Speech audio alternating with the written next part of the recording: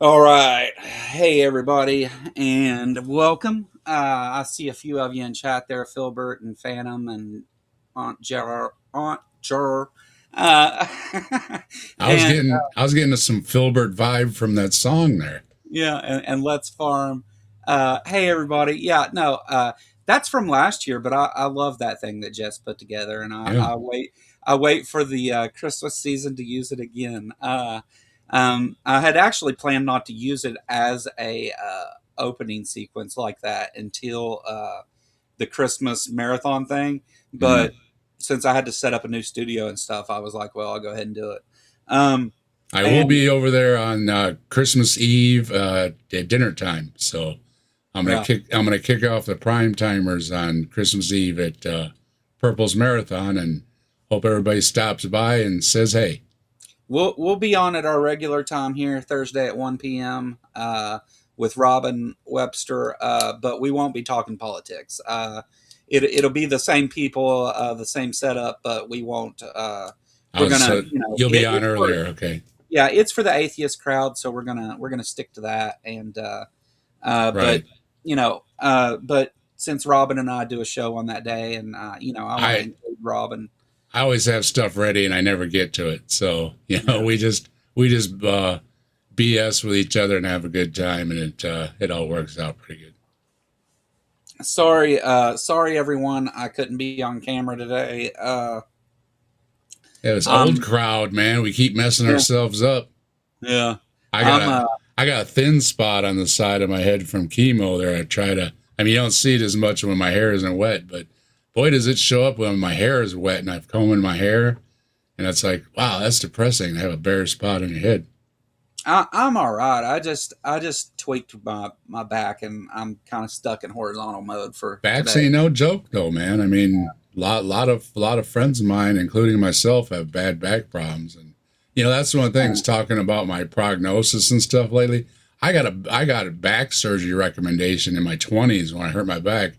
Man, if I would have done it that long ago, think how what kind of shape my back would be in now if I hadn't learned all the stretching and taking care of it and everything that I did. So, I mean, obviously, some people need surgery, but yeah, if you don't need it, you can get by with stretching and stuff. Don't have them cut up your back because here I am 40 years later and I'm still pretty mobile. So, just yeah, just something to think about that maybe, keeping your stuff loose and stuff is a lot better than having them cut you up. yeah. I've pulled a muscle or something in Yeah, just a bad spot, and like too it's many of them. it's I'll be all right. The but Well, we still wish you the best, Joe. I yeah, mean, it hurt. I It guess hurts. I could have turned the camera sideways, and then you wouldn't have been able to tell I was laying down. Well, I've got all of Ron Wyatt's collection right behind me now. So, as Yeah, as everybody can clearly see, we've got a lot to talk about today about all the things he actually found. yeah. So yeah, and Dave and I have talked about Ron Wyatt.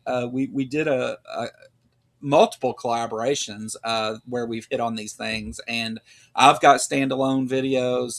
Dave's talked about some of the stuff before, so and Dave and I, we try to team up as often as possible, and um, but this is kind of different because this isn't like we're not here today to necessarily like debunk the claims of Yeah, Ron well, he Wyatt. doesn't have any new ones. He's Yeah. he's he's 6 feet under. I think he's buried. Um, so yeah, it's the fact that he's like so many others that he'll go away for a little while and then he'll come back from somebody else, and that's what Joe and I have both noticed is that they're talking about him again. So we're gonna rehash some stuff too, eh? Yeah, yeah. I mean, Ron Wyatt died in 1999, and his it seems like every so often this comes back up to where people start pulling, deferring to Ron Wyatt again, and saying that these things were found, and the what they've done though is they've kind of adjusted it to be even more dishonest though, and they don't bring up his name anymore, and they'll say, well, this was, they found the Red Sea crossing, they found Noah's Ark here at this place, that, and they won't mention Um, it's Ron Wyatt now because everybody knows Ron Wyatt was a fraud, and even his own uh, family, like some of them obviously carried on the lie, but some of his own family even pointed out that, like, yeah, that stuff's probably not true. what's worse was everybody that around him was shooting him down. I mean, some of the family still has the paper mache in the basement and stuff, and they're trying to make a buck off his book or whatever, and that's all fine and well. This is America, right? If somebody will buy it, sell it to him, you know. Yeah, But yeah, the people around him that were giving him the all important green have pretty much disowned him and said that he just ripped him off. And I think I don't know about the daughter. I think she's still in on it, but I know at least the one son and the mother run his museum out of their basement or something. So yeah, there's still trying, and I understand she's remarried too. So it's just a money maker that they're got going in their basement or something that I would push back hard against the family for keeping it going because he doesn't have anything in that collection but stuff that he pawns off on Hovind or something, giant hands or something, so such yeah. laughable things. It's not even serious enough to consider that it's so laughable, Right, and I mean, it is the Hovind crowd that generally starts putting this stuff back forward again. And my most recent experiences with hearing the claims of Ron Wyatt were from some of Hovind's followers, but the we don't want to. I don't want to say, well, they believe Ken Hovind, so obviously they're full of shit, and that's why this is wrong. Like, I Yeah, don't want to do that's that, what's but that appeal to authority or something. It's yeah, I mean, if you don't have it's a valuable fallacy, arguments, actually. I you think, but right. like, Put some argument, not just a person's name. Put the argument. yeah, I mean, it's obvious with Ron Wyatt. Well, just produce anything, and well, there's 100 claims he makes, and he can't produce one of them, and yeah, that's at least if you could confirm one of them, it does give you credibility towards your other ones. But when yeah. you can't even produce one of them, then how am I supposed to accept the other 99 with anything other than you just made it up like the first one that you can't produce? Uh, yeah. Well, thanks, left-handed Jedi. Let me go back Mm-hmm. here and grab this. Need some music, man. Yeah. I don't have a little thing that I play. I need to get one, don't I? Yeah. Uh, uh, Left-handed Jedi, 5 Kentucky Atheist memberships. Looks like Ember, Ryan, Spooky Bad Hair, Robin, and Goth Peter Pan all got memberships. Well, welcome to the crowd, guys, and hey, everybody else that's coming in. I see you, Rainbow Ash, and um, PC. What's up? Good to see everybody. Uh, so, yeah, the the the thing is like Ron Wyatt. He has like what's it called, the Wyatt Archaeological Reserve or something. Wait, the way I understood it, he did have a museum, but I think it's been consolidated to his basement. Now, don't quote me on it, but that's the way I understand it from seeing the different clips. That it's gone from a more of a building or a house or whatever they rented to ever since he passed away. It's gotten small enough that she just keeps it in the basement now and has done away with the other building. So feel free to correct me, but from looking around, that's what it seems like it's been consolidated to their basement. So you probably have to make a phone call or a reservation to go see the stuff anymore. Yeah, and I see you there, Justin. We did a collaboration over on Justin's channel, reading some of these right wing propaganda books and stuff. He's got other videos too, but go check that out on this just in. You can find the collaboration on my channel as well, and that'll take you over to Justin's stuff. Joel Harvey, the validity of God and why is 100% real. Yeah, we can do that, Joel Harvey. Hit me up at the Kentucky Atheist at Gmail. Send me an email so we can work out the details of it. And I don't care a bit. We can have a discussion. I don't know what we'll work that all out later. But Well, today we're going to talk about I absurdity. I try to be a true skeptic, and if somebody's going to make a claim, that's fine. Even if it's Ron Wyatt, if he claims he found these things, fine. But then I'm going to ask to have produce one of them, and not giving me these excuses of, well, my dog ate my homework. Yeah. Well, how about if you redo it and turn it in tomorrow? Well, I can't do that because it's Thursday. You know what I mean? And the story just gets so deep. Instead of just saying, "Oh yeah, sure, here it is," you know what I mean? Send it to a lab, check it out, whatever. There just isn't that with these people, and it's similar to other ones. They're giving you a long story because it never ends, right? There's always an excuse for why they can't produce or test or blood test, whatever the reason may be, that would be so easy to do and, quiet the critics or give them some to examine at least, that they just don't have any of those things. So then your skepticism rises. It doesn't mean I'm saying you're a liar. I don't know you. But what I know is you haven't produced anything to back up what you're saying. And that's a big red flag with any skeptic that calls themselves a true skeptic. Yeah. That's the thing. Not just like, not, and it doesn't mean one way or the other though, right? Like it's not saying it's true. It's not saying it's false. It's like, I'm going to wait for the evidence, Right. the facts and all that That's stuff. And then we'll make decisions based on, that. Yeah, that's where an atheist or a skeptic or anything gets a bad name, because they think the answer is instantly no. It's like, no, the answer isn't no. You're giving a no, right? I'm asking for your evidence, and it doesn't have to be your best evidence, just any evidence. And the only thing you're producing is, well, either believe me or, believe what I writ or somebody wrote down somewhere.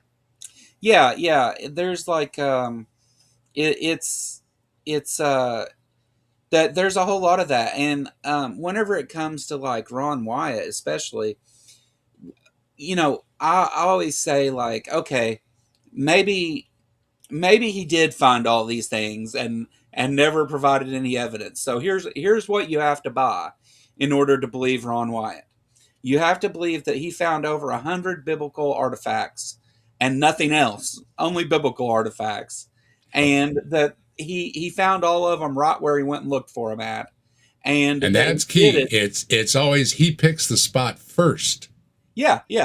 He looks down, and he says, it's right here. You just have to dig far enough. Yeah. That's like me saying, I can find it in my backyard if I just dig enough, Yeah, and who is Ron Wyatt? So Ron Wyatt was a nurse anesthetist who... A noble job. That's a noble job. I mean, yeah. Those people are, that know what they're doing are hard sought for. And I didn't see, that he must have had a problem with his job, or he went off his writs, because that's a good solid job. So I'm still stuck on that one. Why he would leave a solid career like that, unless he wasn't any good at it. Just saying, I don't know. Well, I think because he did kind of take on the Indiana Jones persona. I think he just, I think he made some money. Hey, let's be honest. Where's he from, Joe? Who, Ron Wyatt? Yeah. Where is he from? He's from your home state there, brother. Is he from Kentucky? I didn't even know that. Oh, yeah. I never even bothered to... Seventh-day Adventist from Kentucky. I mean, he's right out of your playbook. Yeah. we have some Seventh-day Adventists here. Well, folks that don't know, they're basically YEC, okay? They're biblical literates, and they hold to the Ark and the Flood and the Adam's Eve. Everything's literal from the Bible. So they're they're right in line with YEC. People like Ben Carson and all the rest of them, they're all like that, and they're also YEC. So Yeah, yeah, yeah, yeah, yeah. The Seventh Day Adventists are like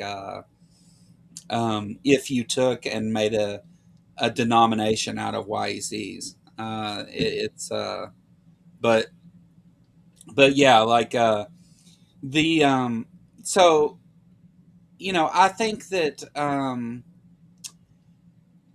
I think that maybe my guess would be is that Ron Wyatt had some interest in these archaeological artifacts, and that he, because he was heavily involved with his church before this, and that since he was a kid, this stuff's been taught to him. And that's why yeah, Joe and I often talk about the speeches they give to children over at AIG and the other ones, is because this stuff lasts with you right into your adulthood, like it did with Ron Wyatt.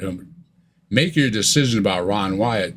The big problem was it goes back to he had learned all this stuff was true, 100% true, since he was a child. And that includes every one of those 100 things that he found, he was told was true ever since he was a child.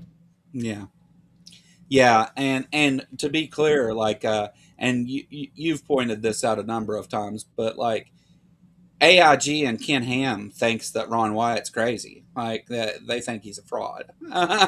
So do But what you want with they that. use the same playbook though, and pounded in their head ever since they're little. And whether you believe it or not, it'll always be in your head. Just like, me not being religious, but I still had God and hell and Bible stuff and church stuff just culturally pounded into me. And you see it in songs and literature and movies, TV, everything else too. When you're around it all the time, it doesn't really matter if you're a believer. You know it. Same way with any other religion or other cultural ideas. You know them even if you're not a believer. So it's always stuck in your head.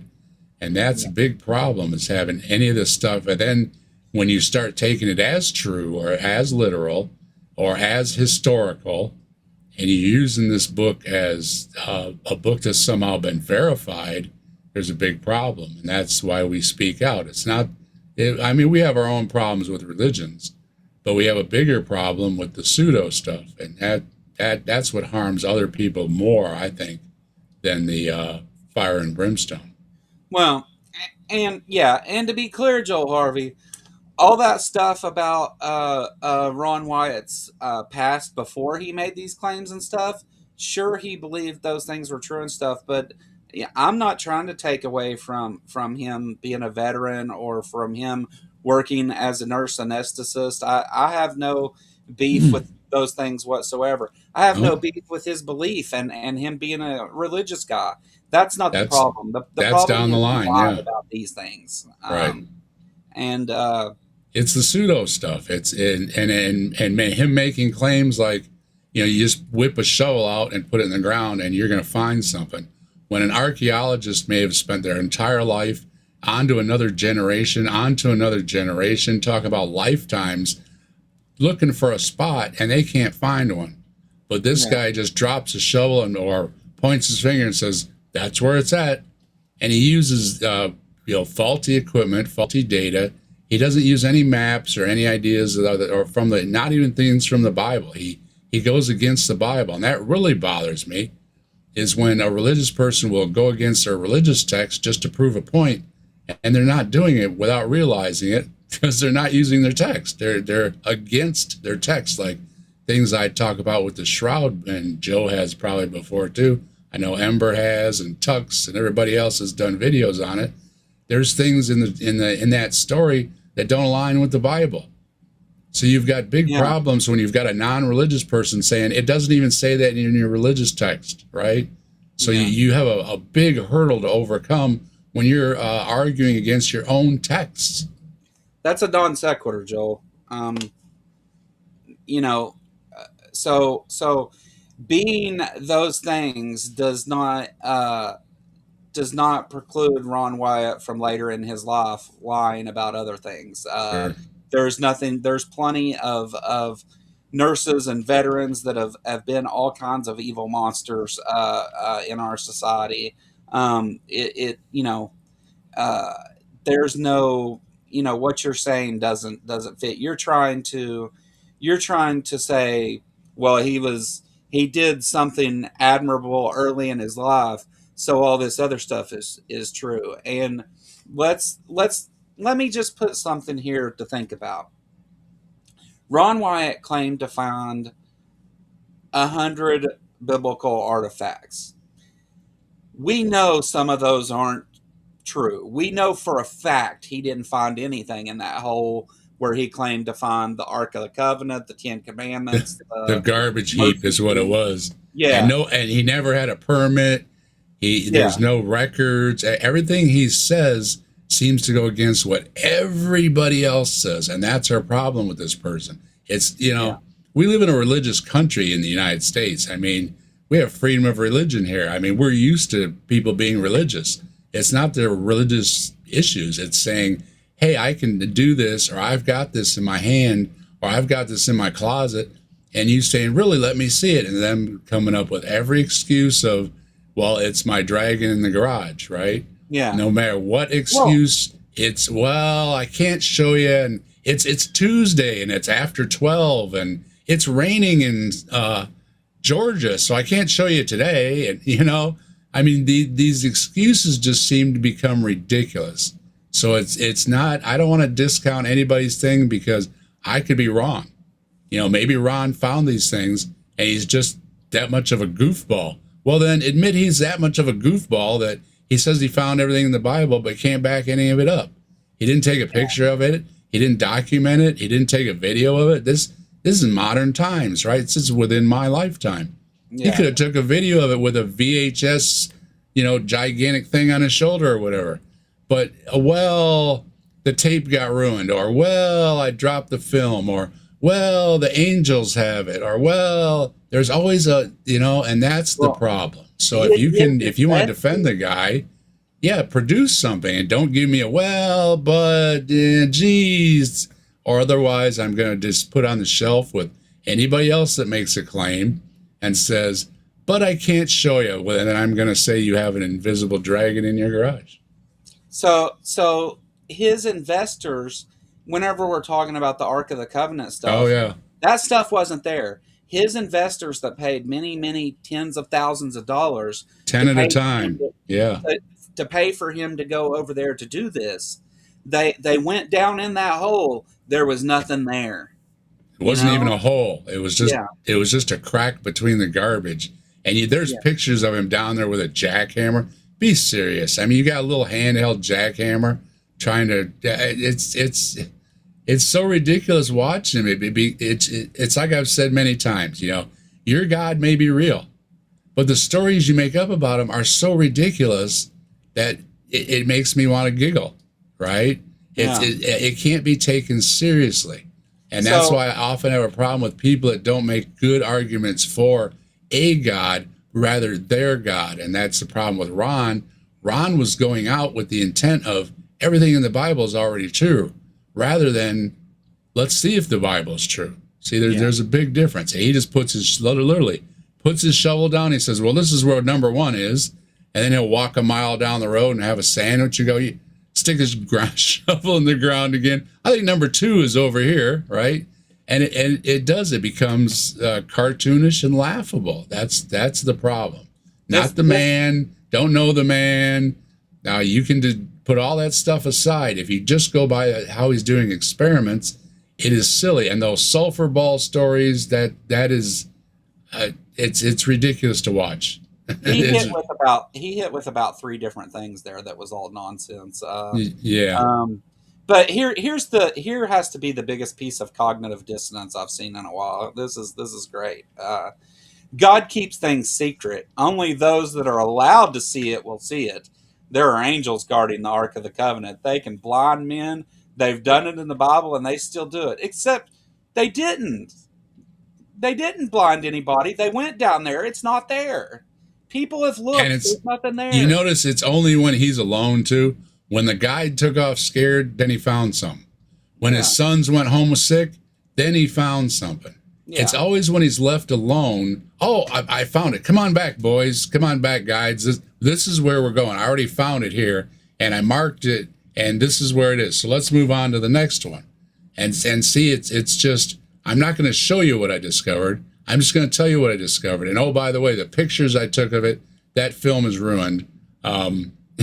There's always these little things that go along with it. But yeah, let's skip to number 2. Let's go to number 3, and then just tell everybody I found number 1, number 2, number 3, and we'll just go down and we'll go keep going that way. Every time we run out of money, and everybody leaves, I'm going to make a discovery, and I'm going to say, "See, you left just a day too soon. Now, if you'll just give me another 10 grand, I can go back."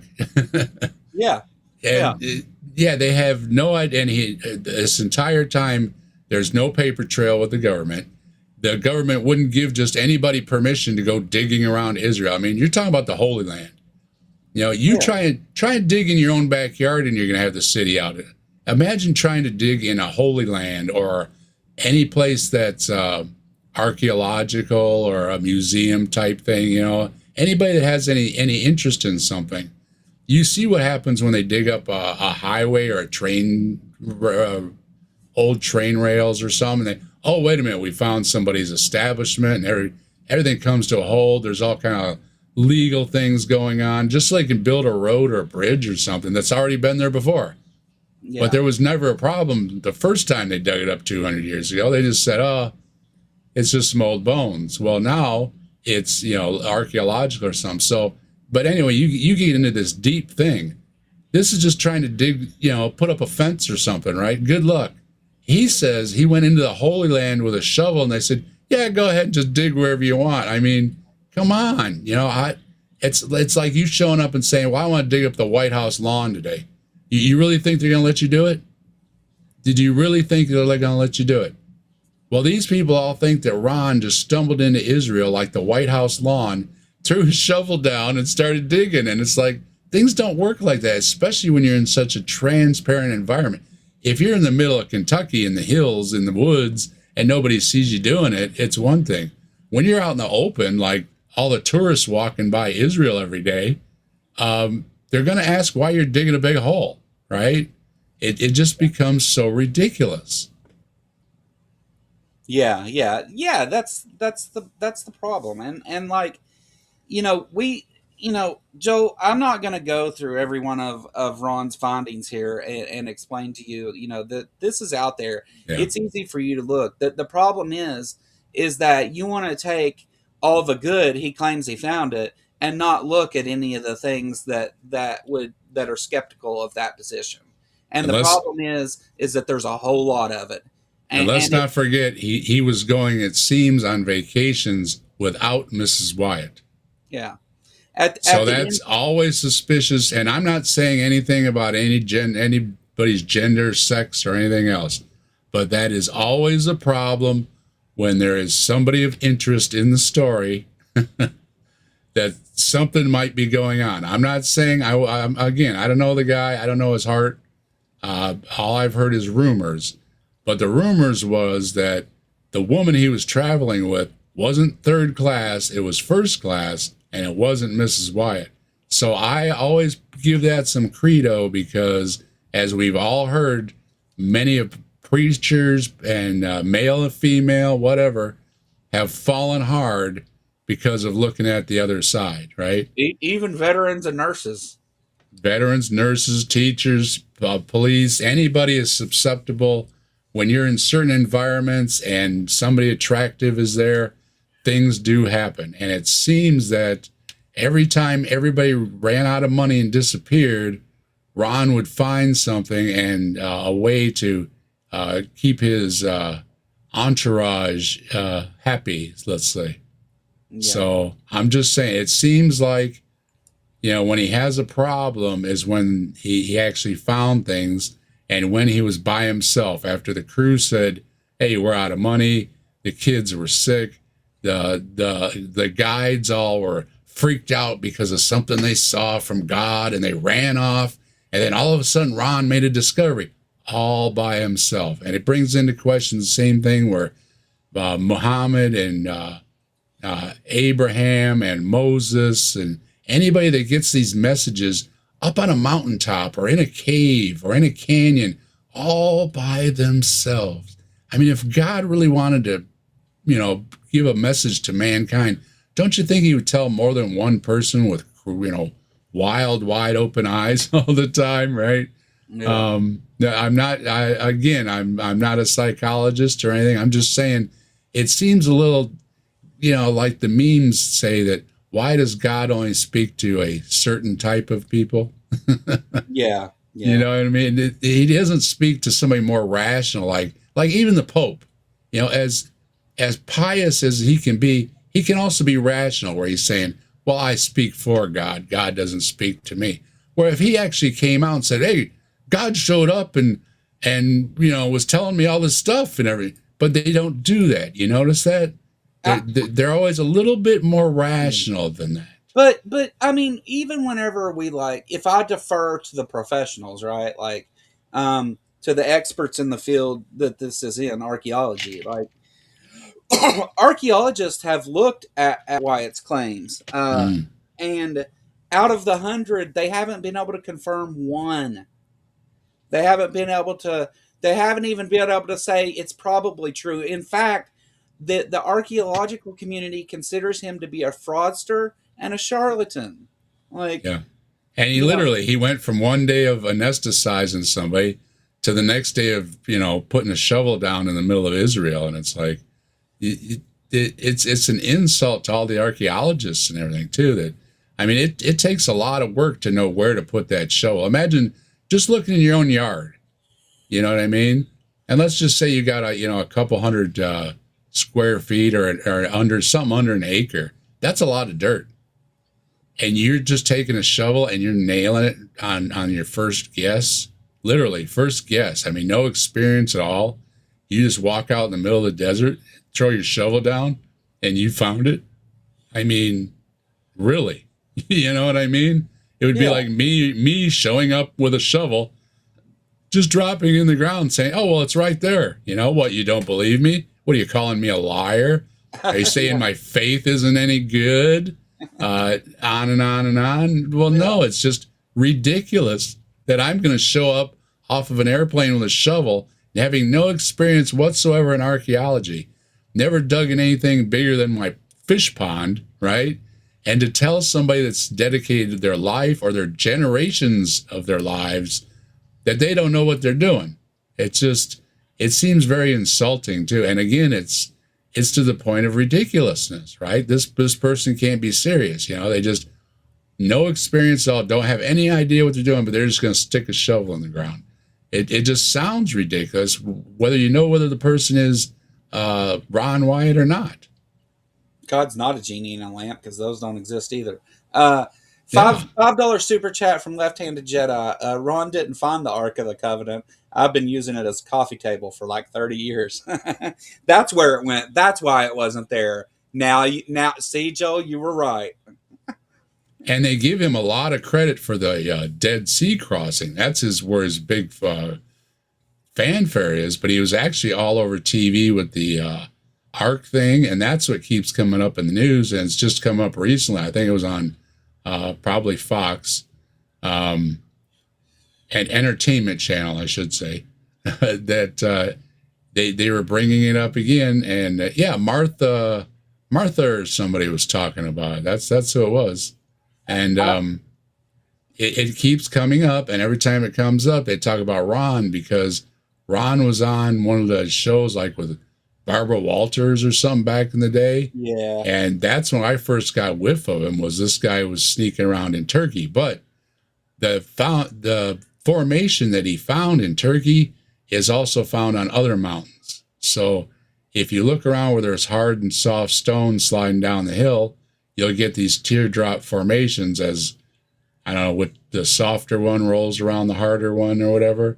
Yeah. And it leaves these formations. And if you'll just Google Earth them, and somebody has before, they show you that they're on, you can find them yourself with Google Earth or whatever it's called, Do you looking hear around other mountains. do you hear yourself, Joel? If you've ever heard Ron speak, you'll know that he's telling the truth. I don't believe Uh, anyone has ever actually listened to one of his sermons. What are Now, you see, talking about? Yeah, that's not true because a lot of people listened to him enough to give him money and then turned on him later, including his own attorney. So, Yeah, but I mean, people listen to, tell you to do things to your body and mutilate you, and people do it. I mean, people believe Jim Jones too. You know. yeah, Uh, gave their uh, own kids Kool-Aid and stuff. So, you know, don't, the problem is, like we're saying, is that, okay, let's say he's got 100 things. Let's say 90 of them are you can't have access to. Surely out of those 10, he took a photo of something.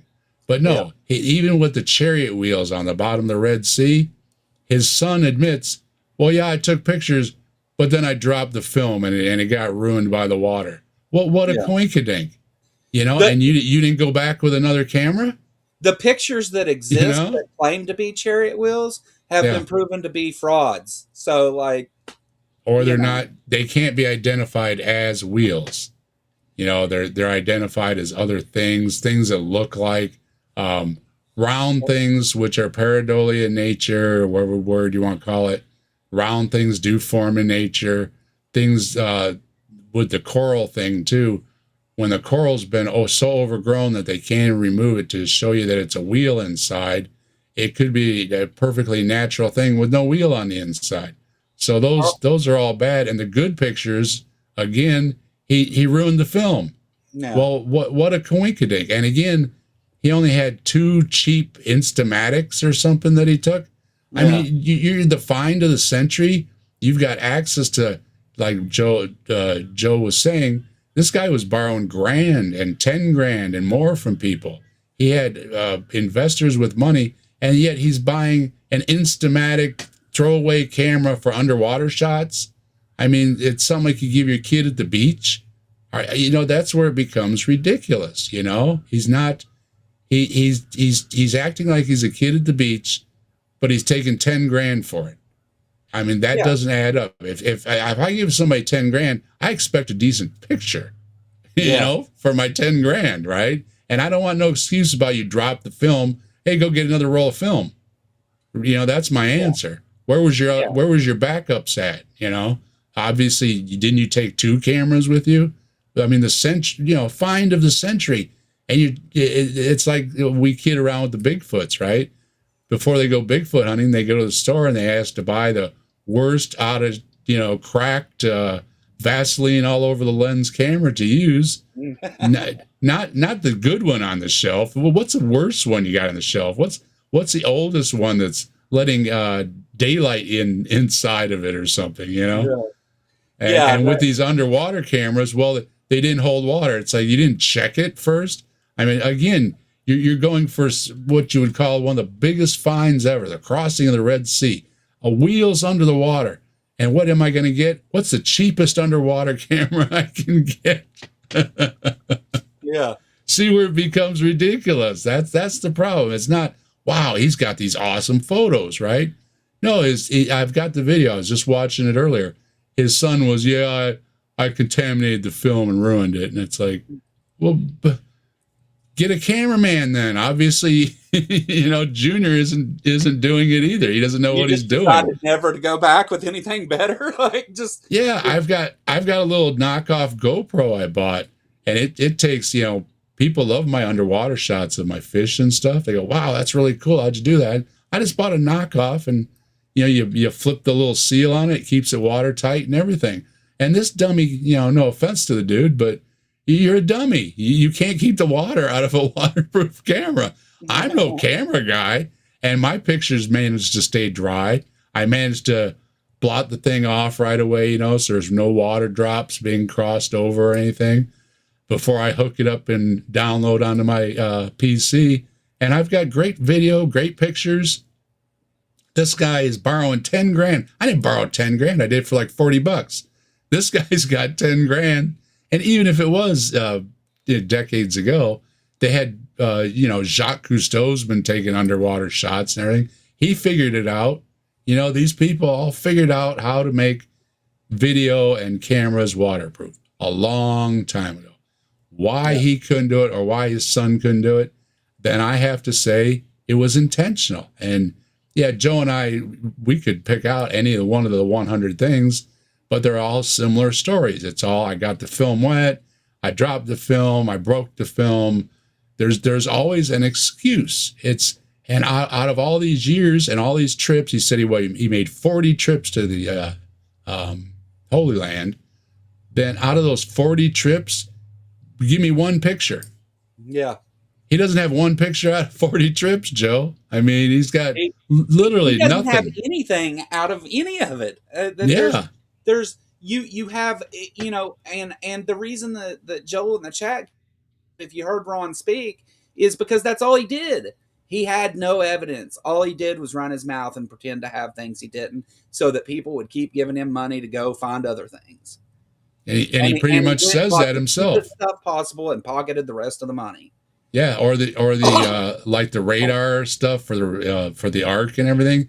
He didn't even get the right equipment. He was using the wrong equipment.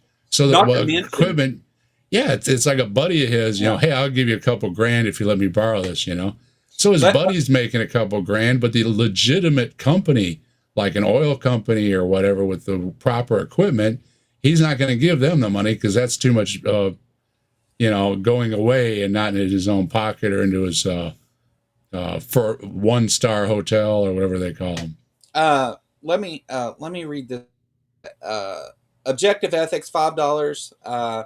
Good morning, Joe. So nice to hear Dave's voice too. Happy holidays to both of you. You only get round rocks with a global flood. Duh.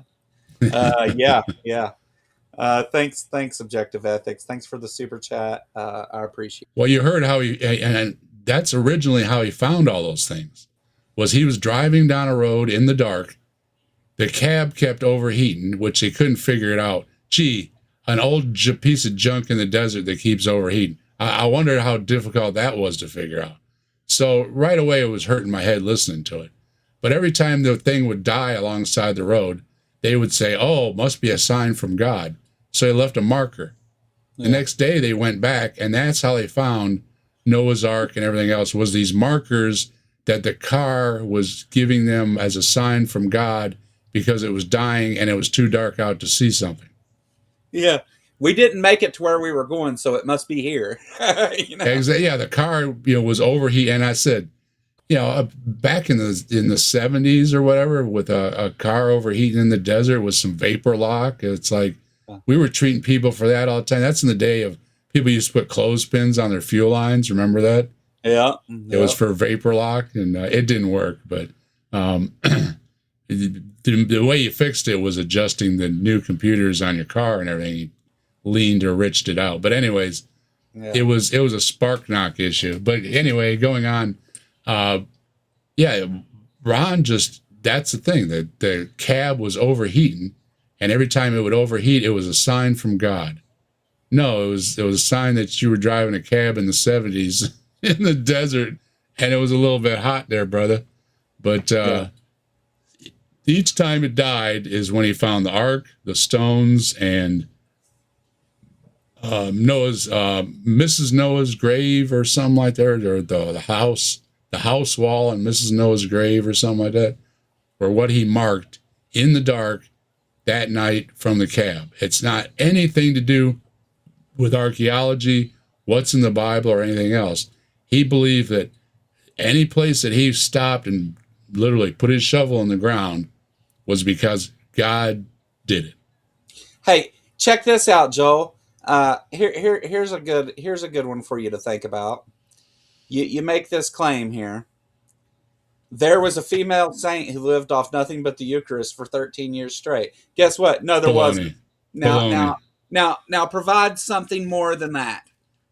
You ain't got it, and that's the problem. So should we look at what you're saying and believe that these things are true just because you're saying them, or should we look at it and assess the evidence or the lack of evidence and decide what's probably the case? And it's probably the case that you're full of shit. Like, I'm sorry, but that's just the way that this plays out. I mean, you have nothing.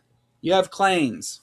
Yeah. You have claims, and right or wrong doesn't help you out. I mean, you could be 100% right. If you can't demonstrate it, there's no reason for me or Joe to believe you. So Yeah. you're not helping yourself if you're right or wrong. If you don't have good evidence, and I've used the term good evidence because there is evidence that I don't think is good evidence. So I've quit using that word. I've added a good to it. If there isn't good evidence to it, then there's no reason you should dismiss it as much as I do, no matter what the subject is. Just like people dismiss other religions and other beliefs, so can I when you have the equal amount of burden as they do. And that's so far zero. I don't care what you believe or how much you like Ron or anything else. Ron and Joe and I have showed 100 things will produce one thing. Well, he doesn't even have a photo of one thing.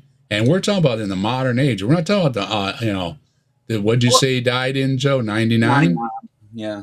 That's pretty modern. I mean, he could have a decent photograph or some decent film. He was on 2020 or 60 Minutes or whatever it was back in the day. Yeah. They've got a whole truck full of cameras. Not the best for the day for compared to today, but they're pretty good cameras.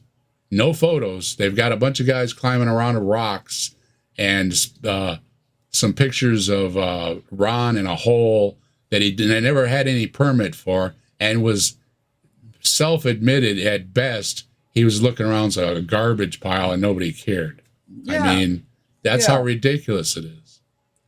Yeah, it's beyond absurd. And also, like, just to point out, there's been a little bit of talk about this arc in the chat there, and Ron Wyatt plopped himself down in the middle of an actual archaeological dig and pretended to be part of that. And they were shooting the parts that they later put on film of them supposedly finding things, which there's good reason to suggest that some of those things were placed there. Also, like, they found metal. Well, there's iron deposits in mountains. It's a thing. Like, it happens. And that's actually what they found. They found the natural banding.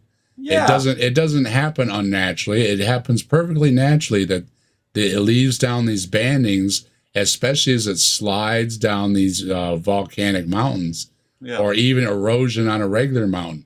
And that other one that Ron was on, he that's where he can contradicts himself, because he's got this one place he claims is Noah's Ark, but he has another place where it was dug that supposedly has like mining stuff where they reinforced the room and everything, or the tunnel, unlike what they did at these other places. And Ron's got photos, I think Joe was touching on it, from two different places. These are not even from the same place. Yeah. This one place is rock, this other place is some old mine. So, that you can clearly see the difference, the digging technique, and what they were looking for and everything else. This formation that Ron's looking at just has the right shape, but there's no digging. Where he got the digging and the timbers from and everything were from another site completely. So he's not even being honest about where he's getting this stuff from. I think that's what Joe's talking about. Yeah, he's just what pictures look good, and he's putting it with these this thing, and then what's shown on 60 Minutes, and they're picking up with the magnetometer and everything, are just bands in the rock that are formed naturally. So he's got two different stories, and the one is a natural, and the other one is an obvious man-made intrusion for a long time, where they've been digging out, whatever, coal or copper or whatever they're bringing out of this hole. One of the things that there was supposedly scientific data for was, okay, so he found the blood of Jesus on the Ark of the Covenant, right? He sent it off and he had it tested. Well, first they said it only had half the number of chromosomes because he only had a father. Or he only had a father. The problem here is, first of all, that's not how that would work to begin with. And second, like, he had this tested. He never shared the results. He said he wasn't sharing the results. They did a camera trick and tried to say that was something, but it wasn't. He has gotten caught lying and purposely obscuring what would be things to either show the truth or to debunk it, and he did it. The very people that did these tests and that did these things for Ron Wyatt have since came out to say that it's not true. So you have the sources for the things that you're claiming are documented, that are lies. And like, And as far as why? like saying these things are documented, the only thing documented is Ron Wyatt claiming that he did these things. That's the only documentation there is. There Yeah, isn't anything else. And now you're here doing the same thing. we're I'll, not we're I'll not asking for the that's the word. cross. Thank you, left-handed Jedi. We're not asking for the cross or anything. Like Joe and I have said, out of 100 things, just prove one of them. Just pick one of the weak ones. Don't do the arc or the a heavy duty proof or evidence, whatever you want to call it. I'll let you go. Pick one of the easy ones. But Oh, that's the problem. He doesn't have evidence for the smaller ones, much less. So then you're gonna obviously leap to the ark and the cross and the blood and all these things when he can't even produce the pillars or the wheels or any of those other things. The sulfur balls in the desert. I was just watching that earlier. That's been debunked for so long. That's yeah. why nobody's looking over there, because they're all over in those places. Because we know Um, why they're there. We find yeah. exactly what we would expect to find. Yep. And there are sulfur balls. You're right. The sulfur Yeah. balls are there, but they're supposed to be there. Like, And they're in other places too. You just look for the right environment and you find what you're looking for. And that's what, and Ron Wyatt actually said that archaeologists are doing it backwards. yeah. He said his way is the right way to do archaeology, is that you assume something is true, you stick a shovel in the ground, and that's where it's going to be. That's the proper way. Yeah, and the person has never had any experience, and you can tell he's had no education in it, no field experience, nobody ever over his shoulder or anything else, and that's why he doesn't have proper pictures, documentations. He says he's got licenses for everything. That's another seems to be a horse baloney. Is that he doesn't have any permits? At least with the people claiming that they have the shroud of Turin, at least they have a piece of cloth. Like, Yeah, that has it been may not be what tested. they say, but at least they have something. Yeah, and it has been tested at one time, back in the 80s. There, Yeah. it was tested. Yeah, that's the thing with Ron. It's like, I'm willing to give the benefit of the doubt as a true skeptic, and being accused of being closed-minded, I try not to be.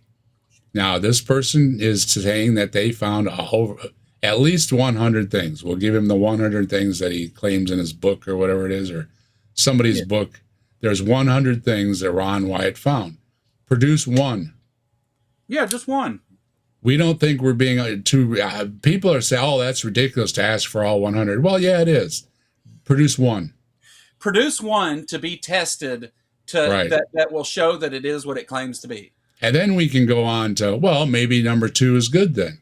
But when you're giving number 1 up as the worst possible example with the worst possible lack of evidence possible, and then you're saying, but believe, number 100, yeah, 100 doesn't have or number 1 doesn't have a lot of good evidence. Well, give me number 2 then.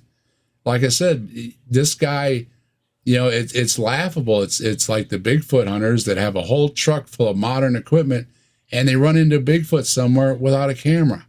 It's like, how did you do that? I would have 3 of them on me at least. I would have my GoPro, I would have my camera, and I would have my phone. That's 3 right there. You should have at least 3 shots. And these folks can't produce 1. And then that's got to make you ask, how ridiculous are you being when you've got a whole truck full of equipment? I would have 3 cameras on me, and I'm a nobody. And I know, well, a GoPro, my phone, and my camera. That's 3 right there, right? I'm probably going to get a shot on one of them, Heck no, they don't take any of them, and they always have the best stories. Versus, at least if they took, a half of a shot and they were running and they were scared, it's like, okay. But no, when they're perfectly set up with all the equipment in they could possibly ask for, where's the picture? Just one picture. Yeah. There isn't one. And it's like, well, then you got to say it's suspicious. And whoever the person is, Joel or whoever, you've got to ask yourself, isn't that suspicious? I mean, if you have 100 people with a camera that say they saw Santa Claus in the sleigh, and they all took a picture of it, and you see some pictures of this, looks like a sleigh going across the sky, well, at least you have something. But if you have 100 people making this claim, and they all have a claim of a picture, but none of their pictures came out because their dog ate their homework, then you're going to laugh at them, right? And I don't think it's too ridiculous to have that attitude. And I don't mean to be mean or anything. I'm talking in general that you're going to break out in laughter if all 100 people say their dog ate their homework, right? I mean, I don't think it's being unreasonable at all. No, and it doesn't matter if the person, is been on TV or not, or is charismatic or not, or has a following or not. It doesn't matter if they can't produce anything. And that's our problems with other supernatural claims is no matter where you go down the line, there's always a reason of, well, they don't show up on film, and, well, it's a Tuesday, and, well, there's always a well or a but. Yeah. Right. Then that's the problem. Joel says jokes are the coward's way out. Joel, I would say that faith are the liar's way in. And I haven't really made any jokes. I mean, I could make some jokes about him, but let's make some jokes. There's plenty of jokes. Like I said, every time Wyatt is left alone, all of a sudden he finds something so he can make a phone call to say, hey, you left a day too soon. Give me 10 grand. And they go, oh, and being the suckers that they were, it's at least for a while. I mean, people caught on after a while that they weren't getting any return on their money. But for a while there, it's easy to say, oh, a day too soon. Well, I'll give you another 10 grand. I'll hold you off another month. Okay, good to go. And, and you hope that maybe this guy will, dig up some gold or something and you'll get a good return on your investment, right? But it was very clear, and especially to folks like his own attorney, that giving him money wasn't working. Yeah. So I don't know how to say that name, but NetG, we'll call you that. Ron lied about a lot of stuff, but you might as well do the same thing here for Creflo Dollar and other prosperity preachers. They are all liars. Nothing to see here. It happens you came to the right place because I actually do cover those people. If you go look in some of my early videos, there's a series called Scum of the Earth where I point out the lies of those people as well. So, we got both of those here. I like this. Observed in a 40-day fast. Yeah, that's about the limit, isn't it? And every time people claim a 40 day, which is all through the Bible and the Quran and everything, people love to have 40 days. I went to the doctor recently and had a weigh-in. They weren't happy that I lost 14 pounds. So I can just imagine and that was, without trying. That's just not feeling well. Now, I can imagine these people are not eating or drinking anything for 40 days, what kind of shape they have to be in, and then they're actually telling people or writing things down or about their experience. You're way out there.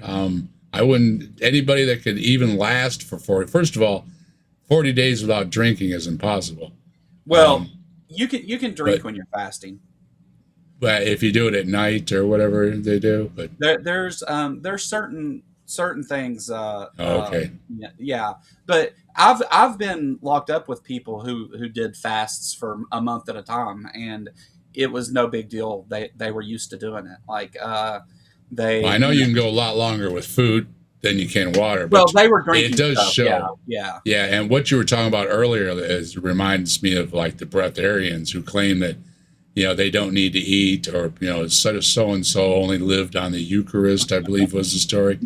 And that's bull, because when they isolate these people and they actually weigh them, you will see the difference. And that's why you are weighed every time you go to the doctor or something like that, because they want to know these things, because their scale isn't telling them baloney. I mean, they've got a digital in most of the places now, and it's telling them exactly digitally how much you weigh to the decimal. So you aren't fooling anybody anymore, Yeah. I don't think confirmed means what you think it means, Joel. But okay. But as far as lately, though, Ron is showing up again, especially it seems to be with there's a fascination with the flood thing. Why does the flood resurface, Joe? I mean, haven't we pretty much knocked the flood out of the park? I mean, why Well, does it keep coming back? yeah, I mean, and in the floods case, it's something that we actually know didn't happen. It's not just that Right. there's no evidence that it did happen. It's that or no sufficient evidence to claim that it happened. It's that we actually have literal mountains of evidence that it didn't happen. Um, uh, It's a mystical, magical thing, isn't it? That if you have the flood, well, then surely you can have the magic zoo boat. But I always go back to you don't even have a flood. I mean, any geology book will say no. The ground hasn't been underwater since it first appeared. I mean, we've always had ground ever since we've had ground. yeah. So I Well, always find it kind of funny to even go to a magic zoo boat when you can't even demonstrate a flood. You've got civilizations that go back tens of thousands of years, and they were all apparently real good swimmers because none of you them expired. you have other religious groups in the Middle East at the time that carried right on through. Like, Mhm. so it's not even you can't even say that it was a local flood. Like, you don't even get that. Not for me anyway. Some people may say maybe it's a local flood, and maybe it's a local flood that happened some other time because again, these were written about in books.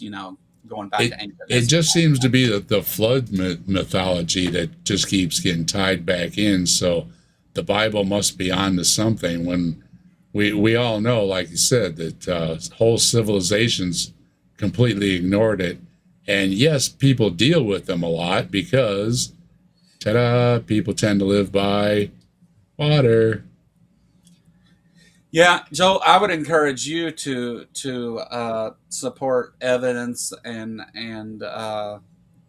science, but you don't. So, I mean, I do make fun of a whatever. lot of stuff. My channel is about mocking things, and I also openly and give you a 99% chance on the mocking and Yeah. the full abilities on my channel for folks to come up and Well, defend anything. And I've never had anybody come on my channel and defend anything. So so yeah. I mean, here's the thing: it's only religion that says I'm going to claim the most absurd things, and you can't say anything about it. You can't call it absurd.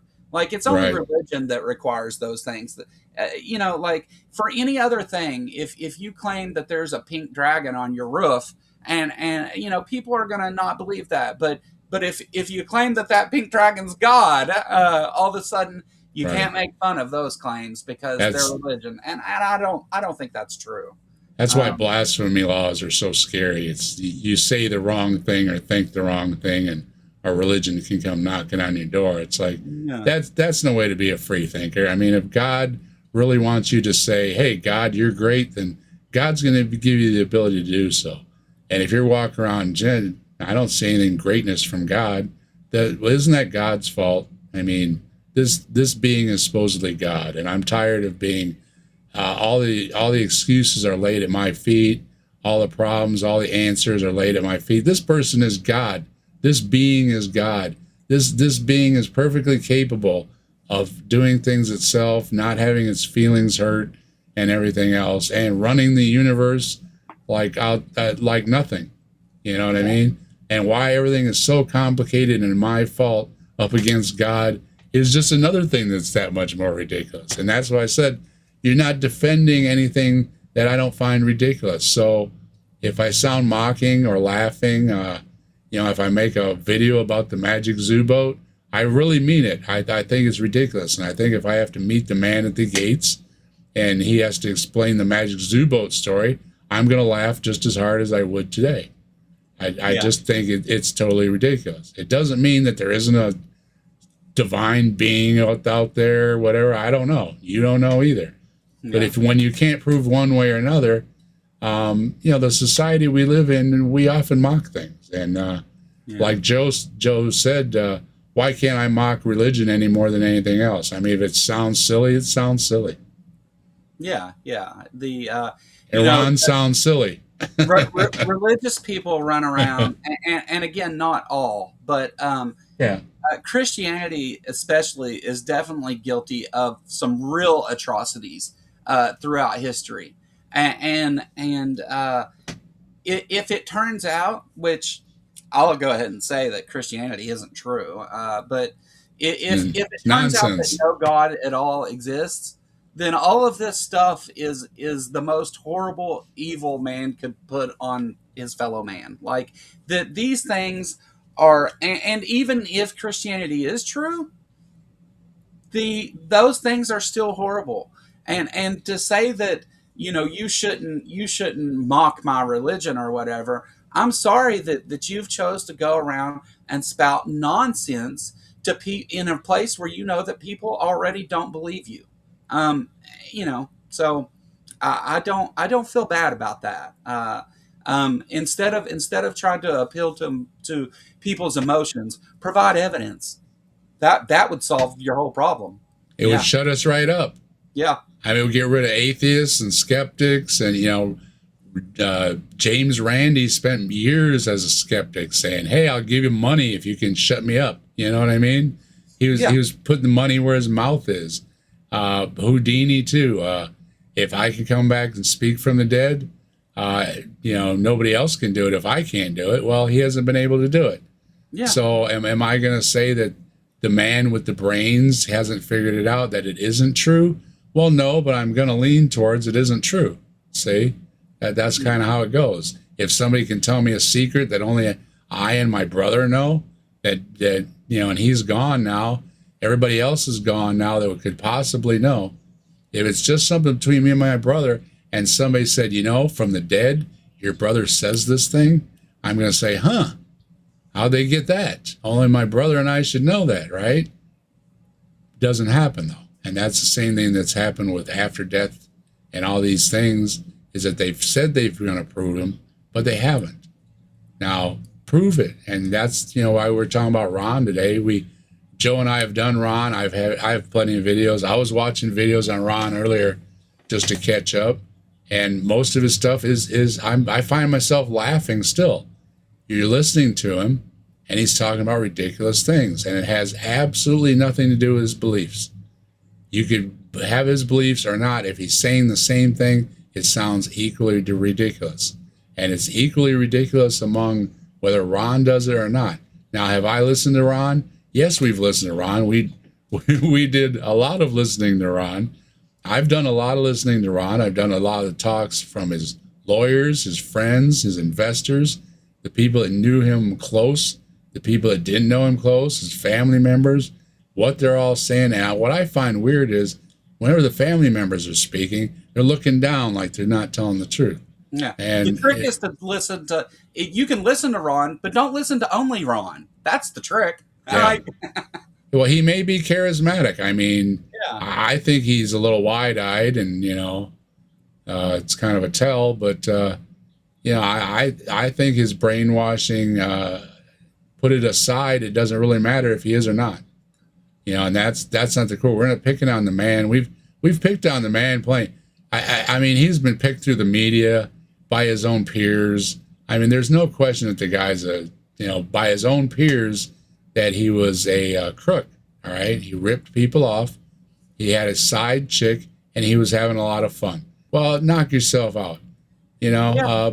but you rip people off, and I'm going to say you rip people off, and out of 100 claims that you haven't produced anything, not even a photograph, because any of the decent photographs, like the one story Joe and I covered, was that, he has evidence of it, but he put it back in the cave where you can't get to it. Well, that's a good place for evidence, right? Put it back where you found it. Don't tell anybody where it's at. Nobody else can see it. It's like the ones that keep the Ark of the Covenant in Ethiopia. They have the same excuses. You can't go in that building, which they call it a church, I guess.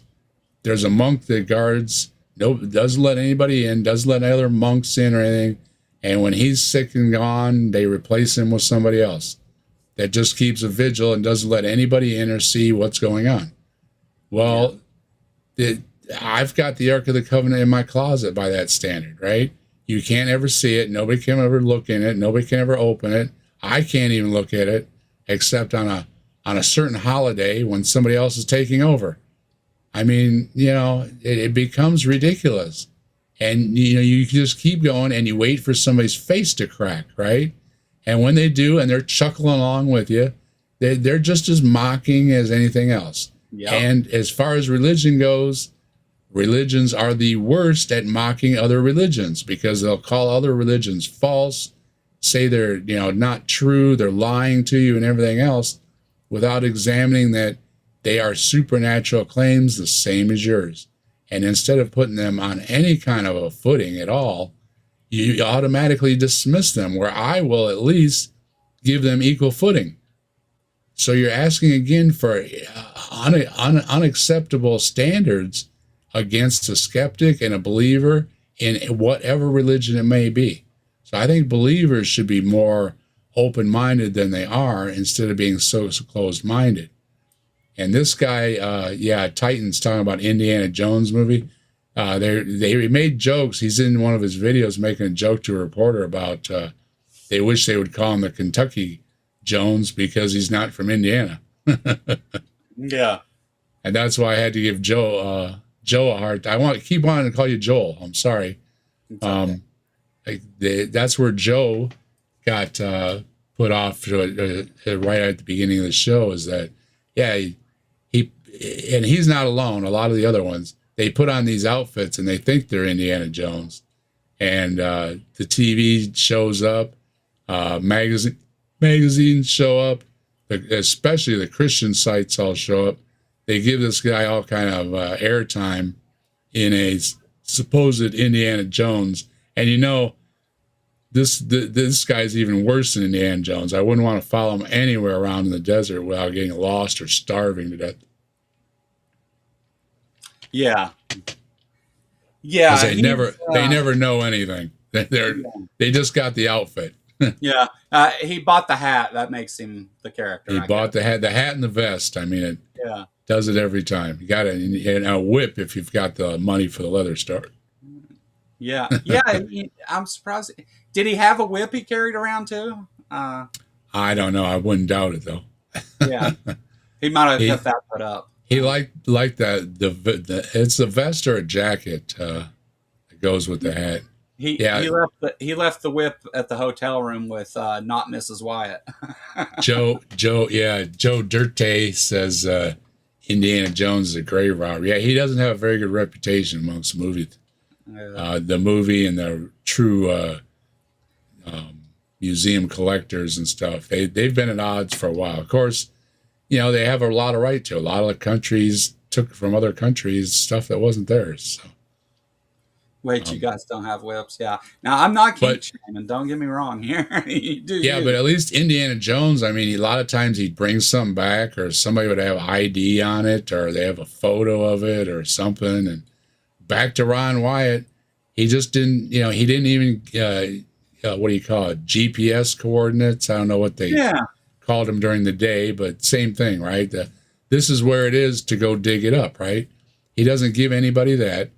And things that he says he had permits for and everything, the Israelis said he didn't get permits for them. He couldn't legally get those permits. Yeah, it and wasn't nobody possible because he did not have a bachelor's in archaeology. Right. Yeah, you have to have a degree to even get a permit. Yeah. And like I'd said before, nobody's going to let you just walk around the Holy Land and start digging things up. Yeah. I mean, it's like digging up the White House lawn. These things just don't go on. And you can huff and puff all you want. And you can say, well, they should let me dig wherever I want. I got the freedom of speech or some baloney. No, it's the same way that I went through a legal thing with my neighbor because they put the fence on the wrong place. It's on my property, okay? There's a reason we have property lines. There's a reason we have property laws and property lawyers and all these things is because we determined a long time ago, well, no, it makes a difference where you put that fence, right? It makes a difference where you dig a hole. It makes a difference where you dig a well. If it's on your property or not, it makes a difference. And nobody, especially in the Holy Land, is going to let you wander around with a shovel. And that's one of the things that's so ridiculous. Archaeology is a science. It's not just going and doing what you want where you want. That's not what archaeology is. And to claim that then somehow because somebody claims something is an archaeological find, First of all, even if he did find something, it wouldn't be that. He's not doing science. He's doing religion, is what he's doing.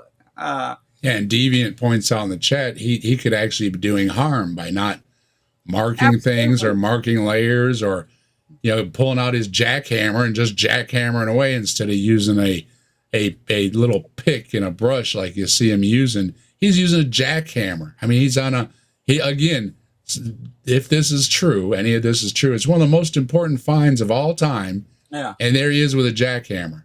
Documented none of it. Yeah, and making all the other archaeologists, weep because he's using a jackhammer, and he's out there day after day with I don't know what the tools are, but a little pick and a brush, So and this guy next to him is using a jackhammer. It's a lot easier, but yeah, like Deviant said, he could have been ruining things as he went along.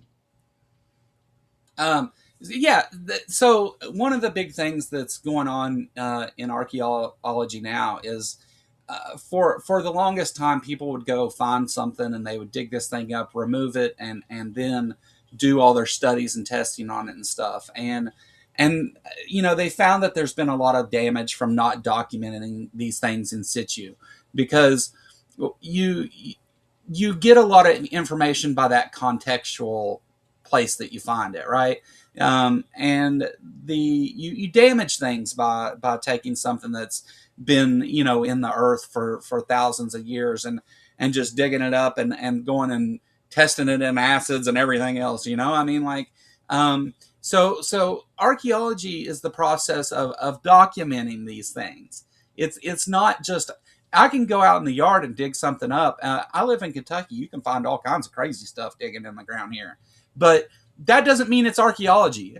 Like, well, I think more of like Dr. Doc Dino and Grayson, going out in the middle of nowhere, and what little they did manage to find, all they're really allowed to do is write down a piece of paper that they found it and don't mess with it. Yeah. That's doing real archaeology, letting the pros come in, map the area, all that. Not just, I'm going to take my jackhammer to it and see what else is underneath. Yeah. It's just, it's so ridiculous. Is when you're looking at him and you're looking at real archaeologists, you understand why he's not a trained archaeologist, because he's not doing things right. Now I see why Ron Wyatt is from Kentucky. It's like, I think we're getting close, Cletus. Get the hammer. Yeah, that's what he was doing. And you see him also, his boys talking about they weren't even shoring up the crack in the hole or something. I mean, what kind of, anybody goes digging in a miner or anything goes digging without shoring things up. The walls and the ceiling can collapse on you at any time. And here he is in a area, supposedly, I take away his camera, like you said, his camera shots could be from anywhere. But supposedly he's in a garbage heap, not even a stable area, using a jackhammer. Yeah. I mean, I'm smarter than that, and I'm not a miner, So anybody that digs a hole knows you don't go digging in unstable, loose ground without any shoring at all. Yeah. It's another example of how some of these religious apologists have done actual damage to science in order to make the claims that they make. That's what Ember just said in the chat, that Grayson's trip, and Doc Dino's trip, they had to plan things. They had to ask permission to even go there, Yeah. There's a lot involved, and no offense to the guys, but they didn't really do a lot. I mean, they found a couple things and they mailed in their documentation like they're supposed to. But yeah, compared to, dropping a shovel and start digging, it doesn't happen. It just doesn't happen that way. That's why, the Ron Wyatt stuff, even if he did find one of these things, that's why it can't be confirmed, because he done it with such little care and so little regard to the history and to the science behind it, that there's no way to say what he did. Actually, they could have been out there, he could have actually showed up with, something and said, "Hey, I found this," and you still would just be like, how do we know you didn't just dig a hole and throw that in it? Like Yeah. because He barely has photos of where he was, and that's only a couple yeah, things. That doesn't count his 100 finds. I mean, I can't even think of 100 things from the Bible. You know what I mean? And yet he found them all with, like Titan said, God just told him, dig a hole right there. yeah, yeah. I like the part where they're onto him at the garden tomb place, and they're on to what he's doing, and then he says that they're all going in and they're wanting to look and see what he's actually been doing and stuff. And he's like, "Well, an angel showed up and said that I couldn't show you," and like And right he's before they went and in. Yeah, and where he's showing his underneath things isn't underneath anything. yeah, You'd have to go over here. I don't know. His underneath things are like a Bugs Bunny tunnel or something. You know, they kind of run all over the place. He's so full of it, even to the own. The people that live there that know the land, know the Holy Land and everything, and he'll feed. Well, he did feed them as much garbage as anybody else, and they're just shaking their head saying, "You don't know what you're talking about, dude. You don't live here. There's no way this was here or that was there. Even if you go by let's call it historical or whatever is actually in the Bible, granting you the benefit of the doubt. Okay, we're calling it all true. It doesn't line up with what's in the Bible. yeah. So then, he's got that problem of he's butting up against theology.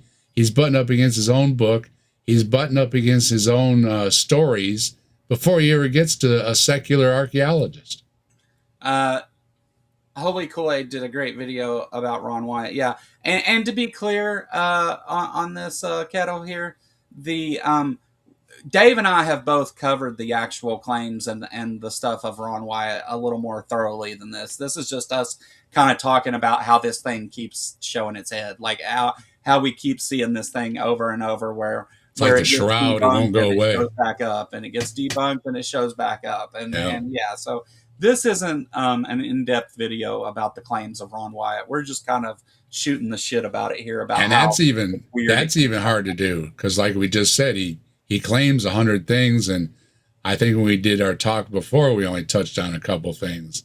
It's next to impossible to go through a list of 100, and he doesn't, like we're saying, he didn't have any good evidence for any of the big ones, much less the 100 list. So I can just imagine trying to go through the 100 list must be very frustrating because he doesn't have anything. I mean, Joe and I keep laughing.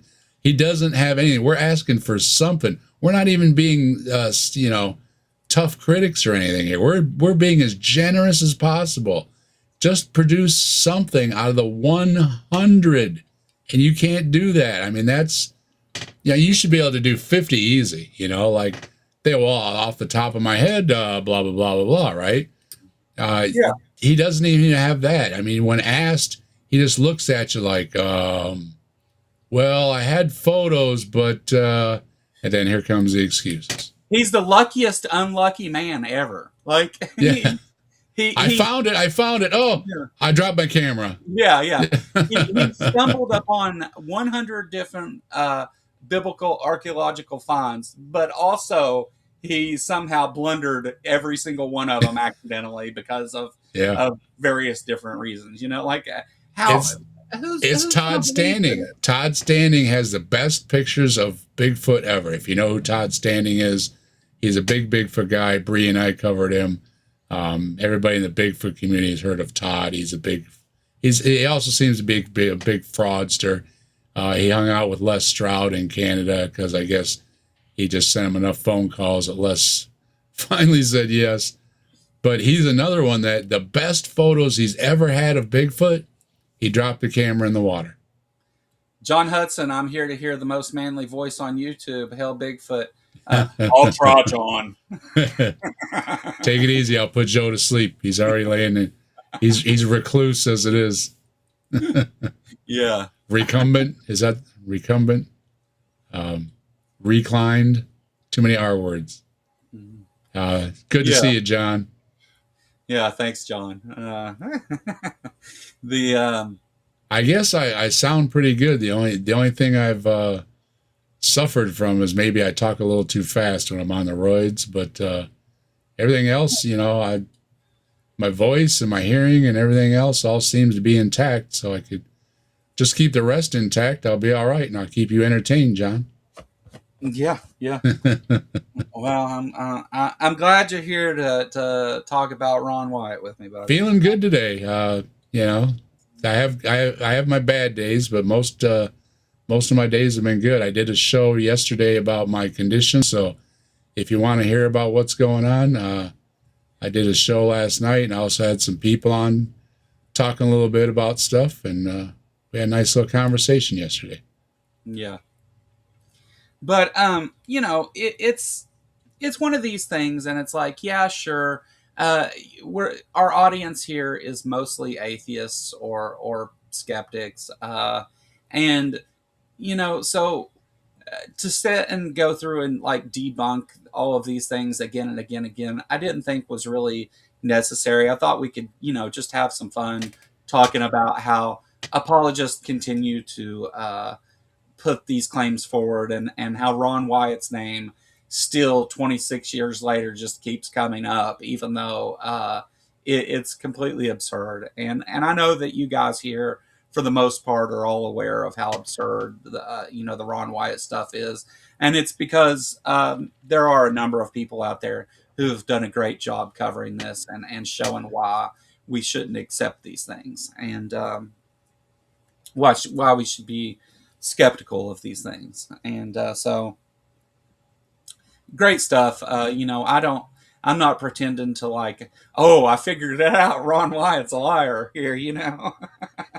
Well, like I say, anybody that makes these claims and anybody that's in any of the communities, and like we're talking about Todd with the Bigfoot community, there's people in the ghost community, whichever community you're in, when you're committing such ridiculous things and in some cases proven frauds, you're harming everybody.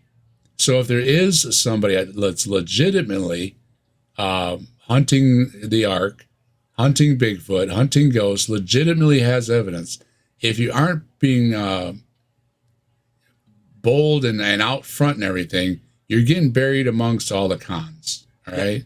You, So you know, it's doing you more harm than anybody in the community that's actually trying to prove these things. you know what I'm thinking about doing, Dave? The Kentucky is home to what is claimed to be some of the most haunted places in the country.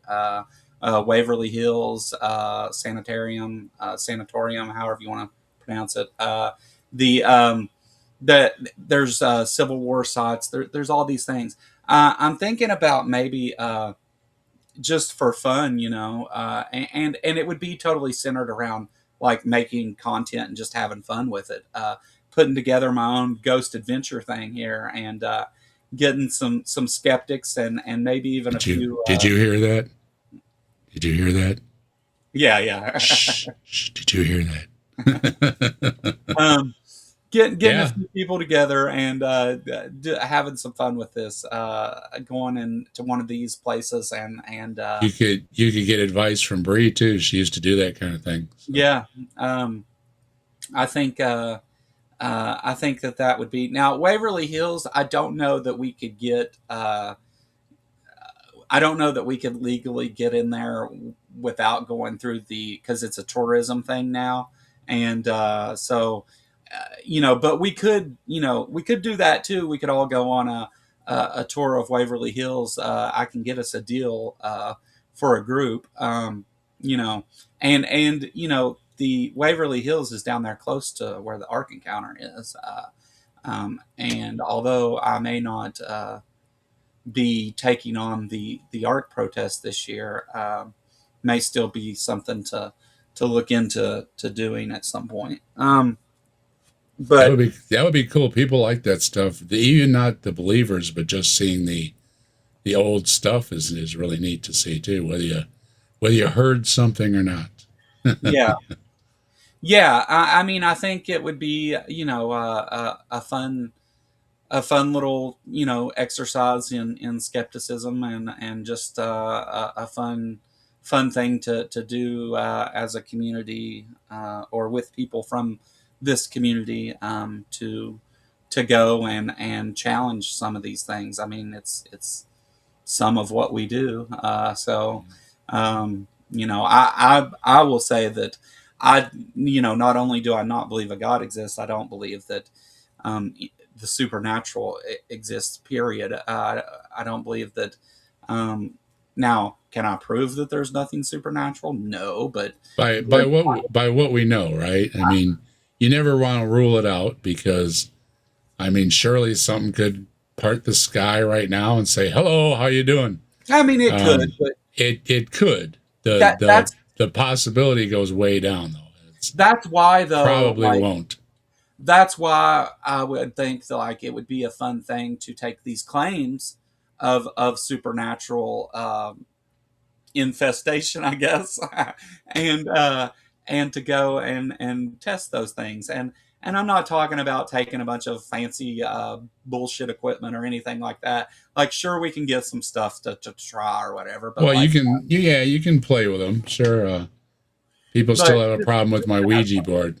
yeah, just to go and hear those claims out and see for ourselves, what we think about it. But it's an idea. I haven't, gotten past that point with it. Well, Um, everybody's got phones now, so that's a plus right there. yeah, yeah, it would be a fun thing. There's all that stuff.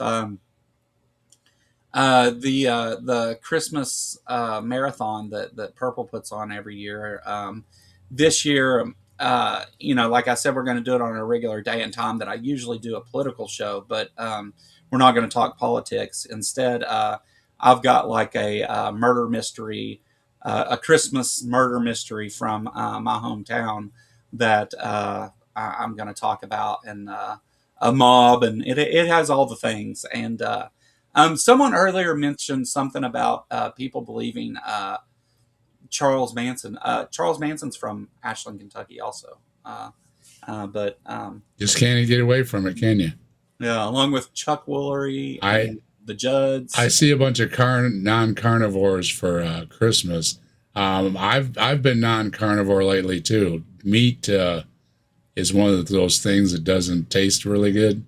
So I've been eating a lot of fruits and veggies lately. So I might have a such a encounter for the holidays as well. Yeah. I didn't eat much on New Year or Thanksgiving, and I told the wife not to buy me my usual candy from the bakery or from the candy. What is it? It's a D word, isn't it? Anyway, the candy store where they make real candy. Divinity? Something like that. There's a word for people that make candy still. Oh, the people that make the candy. Okay. Yeah, you go to the store and it's That's not divinity. That's a type of candy. yeah, no, the not delicatessen. That's meat. But you know what I mean. I think it's a D word. Anyway, I've been rather vegan lately. My illness has driven me to veganism. So all you meat haters or lovers or whatever you want to call yourselves, this is my holiday here. I've been real big on fruits and vegetables lately. They go down better than meats do, but Yeah. I don't know why, but they do. So Well, I imagine it takes more energy to. there's like less taste, and I mean it's more selective what taste buds are being attacked when you're doing fruits and vegetables versus there must be a lot more in meat because meat seems to just go across your tongue like yuck. And fruits and vegetables, certain areas are like, it's not so bad. You know what I mean? Yeah. Well, that's But I can relate to all the vegans out there this recently. I'm That sure. I'm sure yeah, there's some science behind why you're experiencing that. Like that. we were talking about yesterday. There is they know why it happens and everything, especially that because they reoccur so often. Your taste buds do Yeah. that. Yeah, it's watching out for that. But it is. It would be nice to have a little meat for the holidays. But I'm looking like I'm joining y'all and being a vegan, especially was it Deviant that said that they don't do meat, and Aunt Jur. Yeah. I can surely understand lately, and beyond any reasons, just for the taste, I would rather do. I had fruit for breakfast and stuff because it's just. I've got some ideas, but yeah, it's been really tough. I can't imagine being in the middle of the desert and being sick and trying to find something to eat. That's another reason that I question a lot of the things that Ron and Wyatt found, because whenever he wasn't feeling good or his kids weren't feeling good, he would find things too. And it's like, when I don't feel good is the worst time for doing things, right? Yeah. I mean, why would you want to go dig for biblical artifacts when you feel like crap? I mean, I don't care how good it is. I feel like crap, right? I mean, I don't want to do things. It's the way most people are, isn't it? I mean, am I wrong? Do people actually get enthused when they don't feel good? I mean, yeah, everything he talks about is like hooey, you know? Yeah, there's a lot of the just, and that goes back to, why we had somebody in the chat just constantly saying, just listen to what he says. And it's like, yeah, I don't care what he says. I I want have. to know why. You know, and it's like, it sounds good, but that's not enough. Well, you know who repeats him is Hawaiian shirt guy and L.A. Marzulli with the giant skeletons and everything.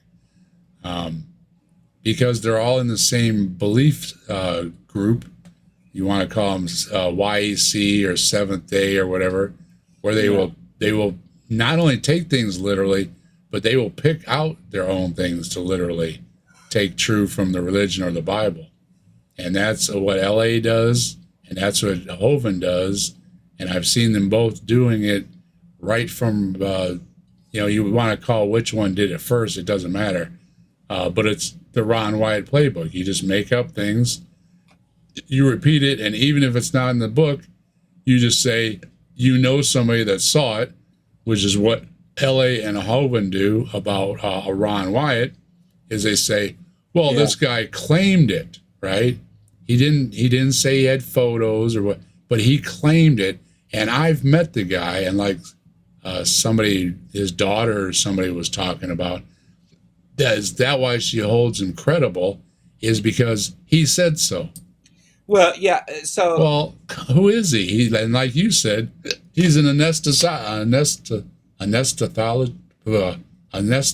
can't say it. He knocks people out. He's a nurse anesthetist. That's it. He knocks people out. He doesn't dig holes. And creationists don't seem to understand when you aren't educated, or at least self-educated more than these people actually are, that you don't know anything. You just don't know anything. And at top of it, you aren't going to get a permit if you don't have the right papers. And that's in this country too. I mean, just anybody isn't allowed to dig somewhere. They're going to ask you for a geology report or whatever it is.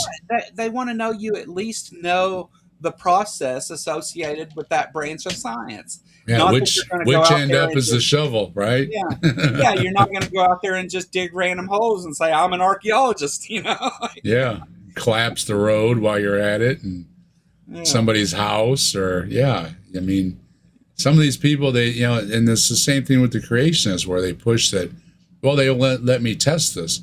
Well, yes, they won't let you into their lab to mess around with their $1 million machines. Surprise. Yeah. And they have the same kind of attitude where, well, Ron using the wrong equipment was only known by people who use the right equipment.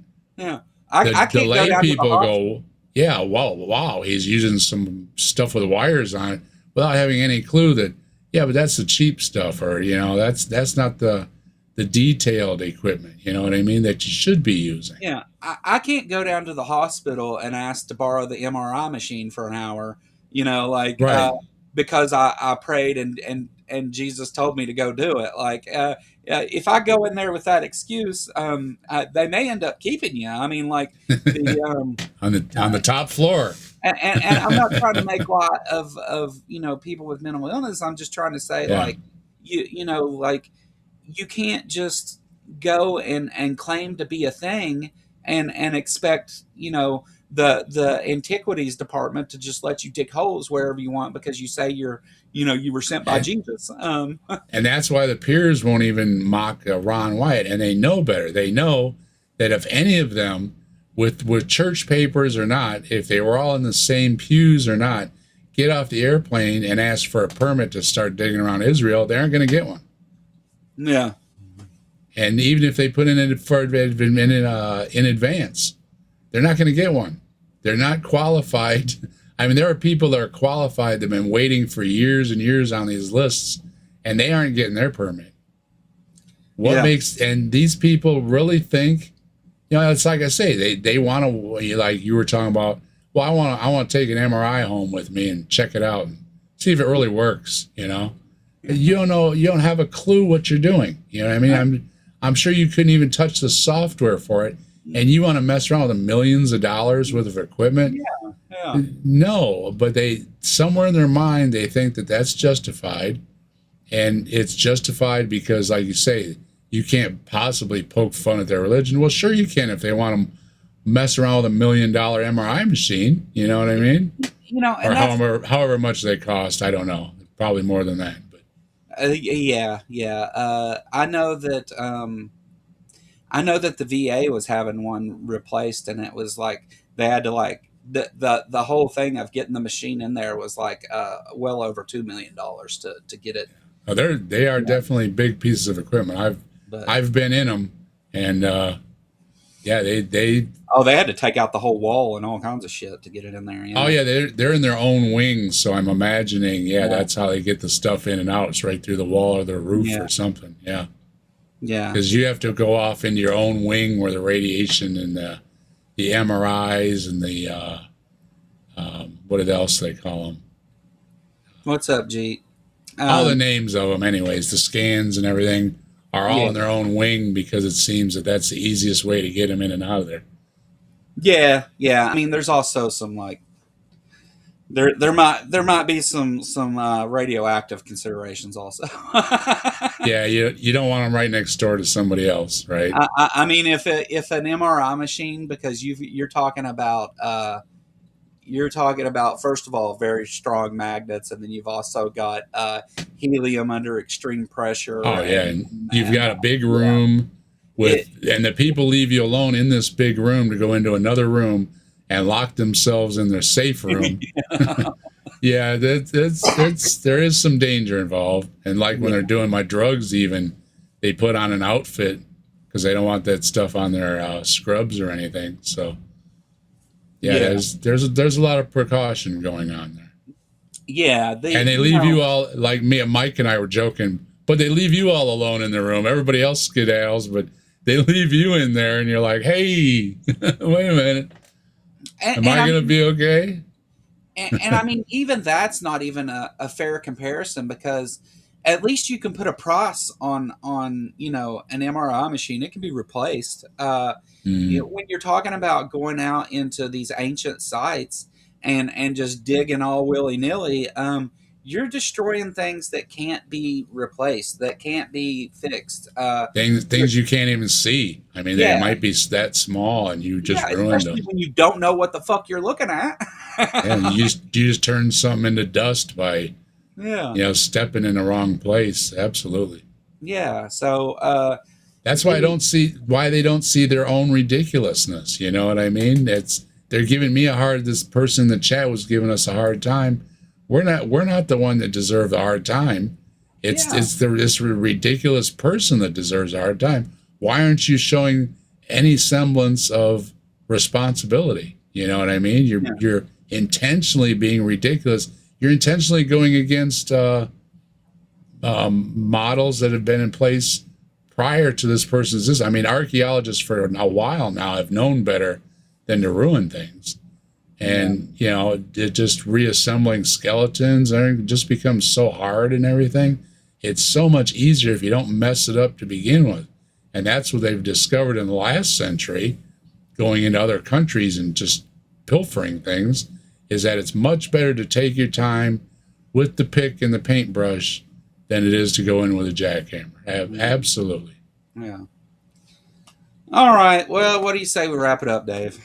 It has been about what, 146. Yeah. Let's Yeah, one final thing I'll say is that, yeah, there's, Ron's been gone for a while, and his widow, I understand, is remarried. She's just trying to make a buck off of what he left behind. There's nothing wrong with that, really.